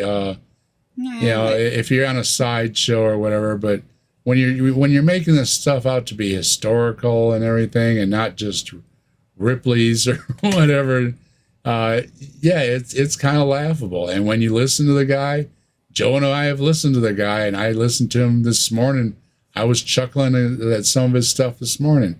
Is that, well, he knew it was all true ever since he was a kid, and he read about it in the Bible. Well, there you go, right there. You might as well throw the archaeology, the science, and even some of the theology right out the window, because the theologists don't agree with what's in that book. And then to say you have literally found 100 things, it becomes even more laughable. And if you don't want to have mockery or laughing or snickering or pointing or anything else going on about your religion, then you had to have things a little more solid than, well, but my dog ate my homework. And when that's all you got, then it is laughable. People are going to make jokes. People are going to mock. I'm going to make a cartoon about the Magic Zoo boat. Somebody else might make a mockery about the dog eating your homework, okay? It's the same thing. Yeah. Don't have those things, and we won't mock you, right? Yeah. You take it away from us. You'll open up for the skeptic to investigate. And as far as an atheist goes, if these things are true in your religious text, then that kind of shoots atheism too. I mean, you have to at least say, and scratch your head, right? But they aren't giving any of these things. And then they're giving us a hard time at the same time. They're saying we're closed-minded, we haven't heard Ron, and all these other things. When obviously we have, many names have been dropped in the chat that we've all done videos talking about these people. And in most cases, we have done some research, we have done some listening, and their stuff is ridiculous. And that's why we make the videos mocking them. Yeah. So don't do that, and you won't get it back at you. See, that's kind of how it goes. Yeah, it's one of those things. It's like we have methodologies for assessing claims of this sort, and you want to put forward, you want to put forward claims that you don't want you don't want them to have to endure that scrutiny, though. But you expect everybody to take them seriously on the same level as things that have been through those steps, and those steps being science, by the way. And it's and then get offended whenever people don't take you seriously. If you want to claim these things seriously, then do the work. Right. Quit just expecting everyone to take it on. They do. Trust me, and well, I know a guy who he says he's seen the Loch Ness monster, and he's a pretty good guy. So that's science. Bullshit. Like the that's barely step one. yeah, the that kind of stuff is just, and the fact that it gets mocked and treated the way it does is exactly the attitude it deserves. Because if we took every single claim seriously and said that every time somebody claims something like this it's true, then all gods are real, all religions are correct. Don't forget Bigfoot. Don't forget Bigfoot. Yeah, and every other cryptid. Like what you ask is even absurd to ask, much less the absurdity of the claims that you make. And it's not a surprise that it's the young Earth creationist crowd that also misrepresents everything else to do with archaeology and radiometric dating and paleontology and cosmology and evolution and biology and genetics. It's not a surprise that it's also those same folks that fall for these things. But the thing is when you come and you demand that we fall for them too, it's not going to happen. Exactly. Yeah, But we are not the closed-minded ones. I'm obviously some people are. Again, I'm not saying anybody is or isn't, but when you're asking for evidence, I don't think you're closed-minded. So, yeah, and that's just what we were doing, and that's a lot what we do on Saturdays and stuff. They're the same arguments, and Ron's putting out the same arguments. A lot of religions put out the same arguments, and I use the word plural because it's not just Christianity that we're talking about. Other religions use the same arguments. Us atheists or non-believers are just because you've done a poor job of convincing us. So it's not our fault, and we've put it back on you. And that's what we're doing with Ron Wyatt, is that if he's claiming 100 things, he ought to be able to prove at least one of them. And of course, he's gone, but any of his supporters or any of those that keep bringing him back around the base, so to speak. Well, if you're going to bring him up, then bring up something new. Bring up something that they've found some type of evidence. Not what Ron Wyatt found in the 70s, but what have they found lately? And if it's nothing new, then repeating what Ron Wyatt had 20 years ago, then it's Ron Wyatt 20 years ago, and it's just as ridiculous. yeah. Well, tell everybody where to find you, Dave, and what you got coming up. You know, I'm at the captive desk. We're at, I have the hiccups from my medications. Excuse me. I do have a new video out about my treatment and what's been going on with my health. For those that don't know, watch the video.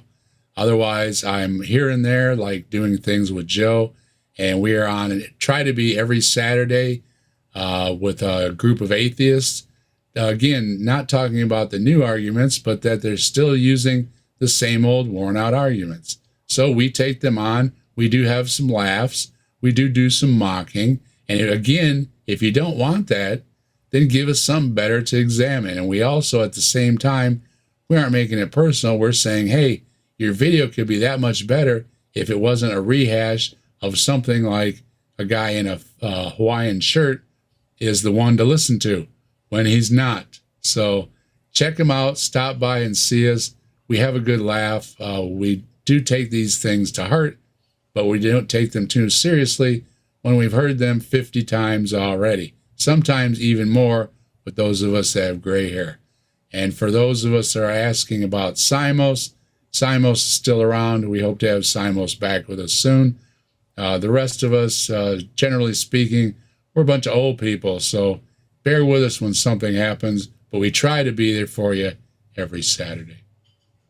Yeah. Thanks, Regios. My bot wasn't posting the link for some reason. Yeah, you can find Dave at the link there, and as soon as this stream ends, I will make sure that where it says in the title of this video, it says at Captive Desk. I'll make sure that that's an actual link that'll send you to Dave's channel as well, so you can click it and go there too. I don't know what happened, why my bot decided to quit functioning. It's me. I brought the demons over. I'm sorry. You know. We were it's because we were mocking Ron Wyatt, right? Oh, yeah. But yeah, definitely go over and check out Dave's channel and subscribe. Dave also does a lot of stuff on cryptids and things too, which is great on the Grassman Chronicles. And I'll be on Marathon for Purple, along with Joe and a lot of other content makers for Christmas. So tell everybody happy holidays and that kind of stuff to make everybody feel welcome. Yeah. Yeah, with that, I guess I'll be back on Thursday at 1 p.m. with Robin to do our political show. And then I've got an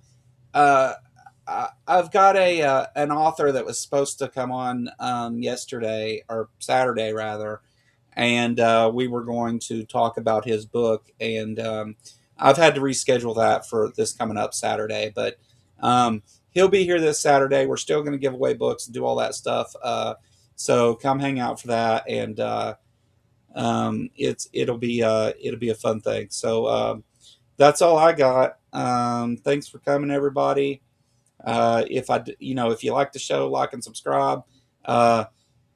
If I don't see you before the holidays, happy holidays, and bye. Happy holidays.